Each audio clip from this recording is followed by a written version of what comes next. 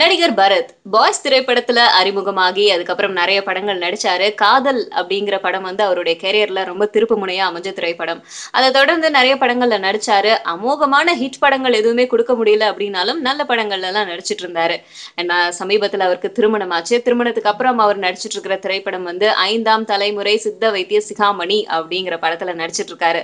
So இப்படிப்பட்ட திரைப்படம் நடிச்சிட்டு இருக்கும் போதே இன்னொரு படமும் சைட்ல நடிச்சிட்டு இருக்காரு. ஆனா அந்த படத்தை பத்தின எந்த ஒரு தகவலும் வெளியாகாம இருக்கு. ஏன் அப்படின்னா ரொம்ப சைலண்டா சீக்ரெட்டா அந்த படத்துல வந்து நடிச்சிட்டு இருக்காரு. அந்த படத்துல என்ன கேரக்டர்ல நம்ம பரத் நடிக்கிறாரு அப்படின்னு கேட்டா ரக்ஃபி வீரரா நடிக்கிறாராம்.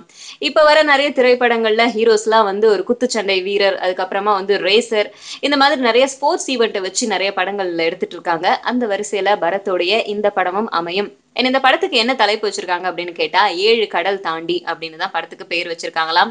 பரத் இந்த படத்துல நடிக்கணும் அப்படின்னு சொல்லிட்டு இந்த ரக்ஃபி அப்படிங்கிற விளையாட்டை 6 மாசமா வந்து பயிற்சி எடுத்துக்கிட்டு இந்த படத்துல வந்து நடிக்கிறாராம். 60% படம் முடிவடைஞ்சிருச்சாம். யாருக்காச்சும் இது வரைக்கும் தெரிஞ்சதா? இன்னும் 25 நாட்கள் தான் வந்து படத்துடைய ஷூட்டிங் இருக்காம். அது முடிஞ்சதுக்கு அப்புறம் படத்துடைய ப்ரமோஷன் எல்லாம் ஸ்டார்ட் ஆயிடும். அதுக்கப்புறம் எல்லாருக்குமே ஆட்டோமேட்டிக்கா ஏழு கடல் தாண்டி அப்படிங்கிற படத்தை பத்தின இன்ஃபர்மேஷன் தானா தெரிய வரும். அண்ட் இது வரைக்கும் நமக்கு தெரிஞ்ச இன்ஃபர்மேஷன்ஸ்லாம் இதுதான்.